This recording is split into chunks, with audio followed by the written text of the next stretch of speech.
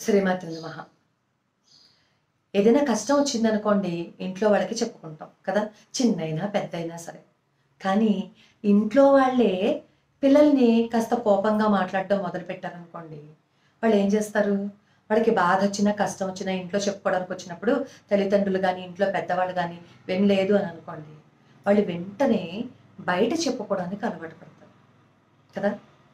ఇప్పుడు మనం చెప్పుకుంటున్న వీడియోలో జరిగిన సంఘటనే అదనమాట. ఇదొకటే కాదు. చాలా విషయాల్లో దీనివల్లే ఇంట్లో ఉన్న గొడవలన్నీ బయటకు వెళ్ళి చెప్పుకుంటున్నాం. అందులో ముఖ్యంగా చిన్న పిల్లలు. అందులో మరీ ముఖ్యంగా ఆడపిల్లలు. ఈ మధ్య వరుసగా నాకు ఇటువంటి మెయిల్సే వస్తున్నాయన్నమాట.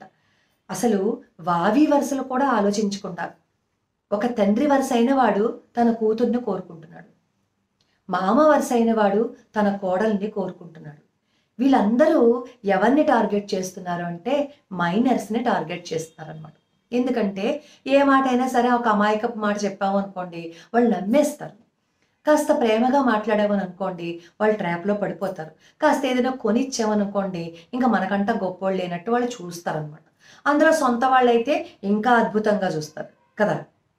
అలా బయటికి చెప్పుకోలేక, చెప్పుకుంటే పరువేమైనా పోతుందేమో అని చెప్పి బాధపడుతున్న ఎంతో మంది ఉన్నారు. మింగలేక కక్కలేక అంటారు కదా! అలా అన్నమాట. ఇటువంటి సంఘటనే మొన్న మన పక్క రాష్ట్రాల్లో జరిగిందనమాట. ఒక బస్ డ్రైవర్ అతనికి 39 సంవత్సరాలుంటాయి. నాకు ఈ విషయం ఒకతను కామెంట్ పెట్టాడు. అలాగే ఆ వీడియో లింక్ ఇచ్చాడనమాట. అది చూసినప్పుడు నాకు అర్థమైంది. 39 సంవత్సరాలైతే ఆ బస్సులో ఎక్కిన 14 ఏళ్ల అమ్మాయిని ట్రాప్ చేశాడు. ట్రాప్ చేసి అసలు వాడు లేనిదే ఇంక నేను ఉండలేను అన్నట్లుగా ఈ అమ్మాయిని తయారు చేశాడనమాట. ఇంకసలు వాడు నానా చెత్తగా ప్రవర్తించాడు. సరే ఈ విషయం బయటకొచ్చింది. అతని మీద కేసు బుక్ చేశారు. అది వేరే విషయం. ఇక్కడ ఈ అమ్మాయి అతన్ని బాగా ఇష్టపడిందనమాట.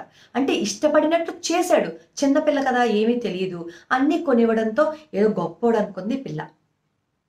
ఈ అమ్మాయి బయటికి రావడానికి ఎంత సమయం పడుతుంది చెప్పండి? ఒకవేళ బయటికి తీసుకురావడానికి ప్రయత్నించినా, ఈ తల్లిదండ్రులు ఏం చేస్తారు అంటే, ఈ విషయాన్ని బయటికి చెప్తే పరువెక్కడ పోతుందో, ఎందుకంటే ఆడపిల్ల కదా! రేపొద్దున పెళ్లి చేయాలి కదా! అని చెప్పి ఆలోచించి బయట పెట్టరు కొంతమంది. నాకు మెయిల్ చేసిన వాళ్ళలో కూడా చాలామంది ఏంటంటే, ఈ సమస్యను ఎలా పరిష్కరించుకోవాలో తెలియట్లేదు వాళ్ళకి. తెలియకుండా వాళ్ళలో వాళ్ళే మదన పడిపోతూ, దీనికి ఏదైనా శ్లోకం గాని, స్తోత్రం గాని ఉందా అని అడుగుతున్నారు. మనకి ఏదైనా సమస్య వచ్చినప్పుడు శ్లోకం గాని, స్తోత్రం గాని పరిష్కార మార్గాన్ని ముందు మనకి చూపించదు. భగవంతుడి శక్తి ఉంటుంది. కానీ ఎప్పుడుంటుందో తెలుసా? మనం ప్రయత్నం చెయ్యాలి.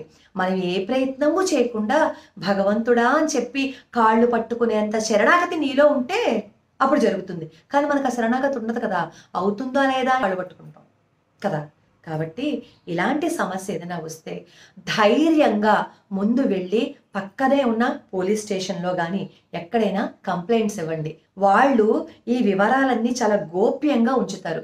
ఎప్పుడైతే కంప్లెయింట్ ఇస్తే ఎదుటివాడు ఏదైనా చేస్తాడు అని చెప్పి మీరు భయపడతారో, అప్పుడే వాడికి లొంగిపోయినట్టనమాట. అప్పుడే వాడు ఇంకా మన మీద అజమాయిషీని చలాయిస్తాడు. దయచేసి అలాంటి సమయాల్లో దగ్గర ఉన్న మహిళా పోలీస్ స్టేషన్‌లో కంప్లెయింట్ ఇవ్వండి. ఇస్తే మీ వివరాలు ఏమీ బయటకు రావు. ఆ పిల్ల కూడా అతని ట్రాప్‌లో పడిపోతే కౌన్సెలింగ్ ఇచ్చి బయటకు తీసుకొస్తారు ఖచ్చితంగా. ఇంకా మైనర్స్ విషయానికొస్తే ఇప్పుడు భారత ప్రభుత్వం 1098 అని చైల్డ్ హెల్ప్ లైన్ ఒక నంబర్ ఇచ్చిందనమాట. Toll free. ఎక్కడున్నా సరే 1098కి కాల్ చేస్తే మైనర్స్‌కి అంటే పిల్లలకి ఏదైనా ప్రాబ్లమ్ వస్తే, ఏదైనా సమస్యొస్తే పిల్ల స్వయంగా గనక వాళ్ళకి ఫోన్ చేసి విషయం చెప్తే వెంటనే యాక్షన్ తీసుకుంటుంది. ఖచ్చితంగా యాక్షన్ తీసుకుంటుందనమాట. ఎటువంటి సమస్యొచ్చినా పిల్లలు మీ పుస్తకాల మీద 1098 ఉంటుంది. చూడండి. చూసి మీ స్కూల్లో మీ టీచర్స్ గాని, బస్ డ్రైవర్స్ గాని ఎవరైనా సరే మిమ్మల్ని ఇబ్బంది పెడుతూ ఉంటే ఆ నంబర్‌కి ఫోన్ చేయండి. ఎందుకంటే ఈరోజు మీరు వాళ్ళు ఏదైనా ఇబ్బంది పెడుతున్నారు కదా, పోన్లే దీన్ని వదిలేద్దాం, గొడవ అయిపోతుంది, ఈ 2 సంవత్సరాలే కదా మనం చదువుదాం, మౌనంగా ఉంటే పోతుంది కదా అని ఊరుకుంటే జీవితమే నాశనం అయిపోతుందనే విషయాన్ని గుర్తుపెట్టుకోండి. తల్లిదండ్రులు కూడా పిల్లలకి చెప్పండి. స్కూల్లో ఎవరైనా సరే మిస్‌బిహేవ్ చేస్తూ ఉంటే 1098కి స్కూల్లోనే ఎక్కడి నుంచైనా ఫోన్ చెయ్యండి. లేదు అంటే మీ హెడ్ మాస్టర్‌కి చెప్పండి. లేదు అంటే మాకు చెప్పండి అని చెప్పి ప్రతిరోజు స్కూల్‌కి వెళ్ళేటప్పుడు మీ పిల్లలకి మీరు చెప్పి పంపించండి. ఒకవేళ మీ స్కూల్‌లో జరుగుతున్న విషయాలు మీరు ఏదైనా బయట పెట్టలేకపోతున్నారు అనుకోండి. పిల్లలు ఇంటికొచ్చి చెప్పినప్పుడు తల్లిదండ్రులు ఈ 1098కి దగ్గరుండి పిల్లల చేత గనక ఫోన్ చేయించి మాట్లాడించినట్లయితే వాళ్ళొచ్చి యాక్షన్ తీసుకుంటారు. యాక్షన్ తీసుకోవడము అంటే ఈ పిల్లల గురించి అందరికీ చెప్పడం అది చేయరు. చాలా గోప్యంగా వివరాలన్నింటినీ ఉంచుతారు. ఎటువంటి భయము లేకుండా చక్కగా సేఫ్టీ లాకర్‌లో బంగారాన్ని పెడితే ఎంత సేఫ్‌గా ఉంటుందో అంత సేఫ్‌గా ఆడపిల్ల భవిష్యత్తును వాళ్ళు ఉంచుతారు. ఆ వివరాలు ఏవి బయటికి చెప్పరు. దయచేసి పిల్లలకి ఏమైనా ఇలాంటి ఇబ్బందులొస్తే తల్లిదండ్రులు ఖచ్చితంగా 1098కి ఫోన్ చేయించండి. మీరు ఎటువంటి భయము పడక్కర్లేదు ఆడపిల్ల గురించి. మీరు భయపడితేనే ఇలాంటి వాళ్ళందరూ ఇంకా పేట్రేగిపోతూ ఉంటారు. వాళ్ళకి మనం అవకాశం ఇచ్చినట్లు ఉంటుంది. అది ఇంట్లో వాడైనా, బయట వాడైనా సరే, ఎవ్వడైనా సరే మీరు లెక్క చేయకండి.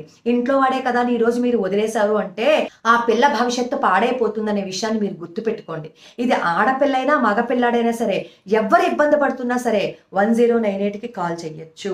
ఒకవేళ పిల్లలు వాళ్ళ ట్రాప్‌లో పడిపోయి మన మాట వినకుండా చిన్న వయసు పిల్లలు అంత పెద్దవాళ్ళని మేము పెళ్లి చేసుకుంటాం, వాళ్ళతోనే ఉంటాము అని చెప్పి అంటే గనక అప్పుడు కూడా వాళ్ళు కౌన్సెలింగ్ ఇస్తారు.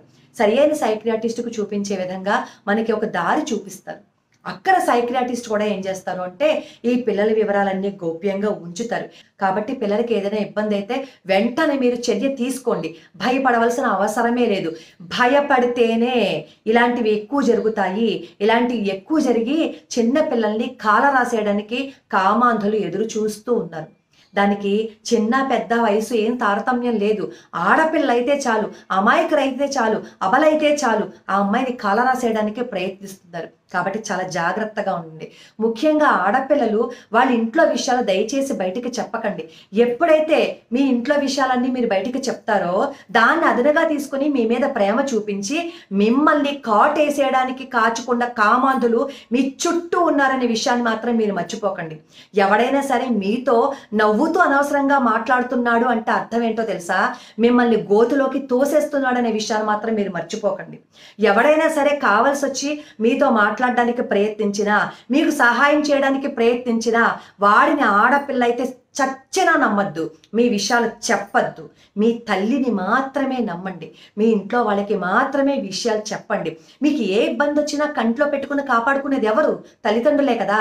ఆ తల్లిదండ్రుల్ని మీరు నమ్మకుండా బయట వాళ్ళకి చెప్తున్నందువల్లే ఈ విషయాలన్నీ వస్తున్నాయి. మీకు తల్లి ప్రేమ కంటే బయటవాడి ప్రేమ మీకు ఎక్కువైపోయిందా? తల్లి నవమాసాలు మోసి మిమ్మల్ని పెంచిందే, తండ్రి అన్ని సంవత్సరాలు బట్టి మిమ్మల్ని పెంచుతున్నాడే, అలాంటిది వాళ్ళ ప్రేమ కంట ఆఫ్టర్ ఆల్ కొంకిస్క గొట్టంగాడు బయటవాడొచ్చి మీకు 2 రోజుల పాటు ప్రేమ చూపిస్తే వాడికి అన్ని చెప్పేసి మీరు కూడా వాడికి లోబడిపోతారా? దానికి ఎవరు నష్టపోతారు? ఆడపిల్లలు కళ్ళు తెరవండి. మీ గురించి ఎవరికి విషయాలు చెప్పకండి. మిమ్మల్ని గనక ఎవడైనా ఇబ్బంది పెడుతుంటే నిర్మొహమాటంగా 1098కి ఫోన్ చేసి చెప్పండి. మీ జీవితాన్ని బాగు చేసుకోండి. ఆకర్షణకి లోనైతే జీవితం నాశనం అయిపోతుందనే విషయాన్ని గుర్తుపెట్టుకోండి. మనం ఎలా బతకాలో తెలుసా? ఎలా బతకాలి అంటే మనల్ని చూసి గర్వించేలా బతకాలి తప్ప మనల్ని చూస్తే వాళ్ళు హేళనగా మాట్లాడుకునేటట్టు, మనం ఎవరినైనా చూసినప్పుడు మనం తలదించుకునేటట్టు ఎప్పుడు బతకూడదు. అలా బతకూడదు అంటే మనం ఇంకొకడికి అలుసైపోకూడదు. అలా అలుసవ్వనంత కాలం మనం బ్రహ్మాండంగా జీవిస్తాం. దయచేసి పిల్లలు ఎవరైనా సరే మభ్య పెడితే చచ్చినా లొంగకండి. వాళ్ళ కోరిక తీర్చుకోవడానికి, వాళ్ళ ఆనందం తీర్చుకోవడానికి మాత్రమే మిమ్మల్ని ఉపయోగించుకుంటున్నారు. తరువాత మిమ్మల్ని కాల రాసేస్తారనే విషయం మాత్రం మర్చిపోకండి. తల్లిదండ్రులు కూడా పిల్లలకి చెప్పండి.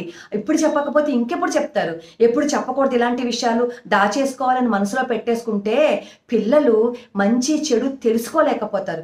గుడ్ టచ్కి బ్యాడ్ టచ్కి తేడా చెప్పండి. ఎవరు ఎక్కడ చెయ్యేస్తే ఎలా ప్రతిఘటించాలి అనే విషయం మీరు పిల్లలకి చెప్తే అప్పుడు పిల్లలు మేలుకుంటారు. పిల్లలకి మీరు కూడా వాళ్ళని వాళ్ళు ఎలా రక్షించుకోవాలనేటట్టుగా కరాటే అవి నేర్పించండి.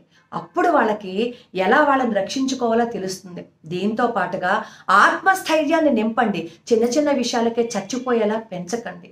దయచేసి మీరు మీ పనులను పక్కన పెట్టి, మీరు ఈ జీవితంలో కొంచెం సమయాన్ని పిల్లల కోసం కేటాయిస్తే, ఈ బస్ డ్రైవర్ లాంటి వెధవలు ఇలా కాచుకొని కూర్చొని ఆడపిల్లల జీవితాల్ని కాల రాసేసేలా ఉండరు. దయచేసి మారండి ఇప్పటికైనా. కొంచెం మన బ్రతుకంతా రోజంతా ఏదో ఒక పని ఉంటూనే ఉంటుంది. టీవీ సీరియల్స్ చూడడం, ఆ పూజ, ఈ పూజ, గంటలు గంటలు చేయడం, ఏదో ఒకటి ఉంటూనే ఉంటుంది. ఎవరికి ఉండదు? మన పిల్లల కంటే ముఖ్యం కాదు కదా! మన పిల్లల జీవితం కంటే ముఖ్యం కాదు కదా ఏది? అదొక్కటే ఆలోచించండి. పిల్లల జీవితాలు బావుంటాయి. ఇంకెప్పటికీ ఇలాంటి వార్తలు చూడకూడదు అంటే మనమే తల్లులమే అవేర్‌నెస్ తీసుకొచ్చుకోవాలి పిల్లల్లోకి. ఎవ్వడైనా సరే, ఆఖరికి నీకు బాగా దగ్గరున్నోడైనా సరే, ఎక్కడ చెయ్యేస్తే ఏ విధంగా ప్రవర్తించాలి అనే విషయాన్ని మీరు పిల్లలకి చెప్పండి. అలా చెప్పిన రోజు ఏ ఆడపిల్ల మీద ఎవడు చెయ్యి వెయ్యడు. చెయ్యి వెయ్యాలి అంటే వాడు దడుచుకునేలా పిల్లల్ని పెంచండి. ఇంత బాధ ఎందుకొచ్చింది అంటే, ఆ మెయిల్స్ చూసి, ఆ కర్ణాటకలో జరిగిన సంఘటన చూసి నిజంగా ఏడుపొచ్చి ఈ వీడియో చేస్తున్నా. లోకా సమస్తా సుఖినో భవంతు, సర్వే జనా సుఖినో భవంతు.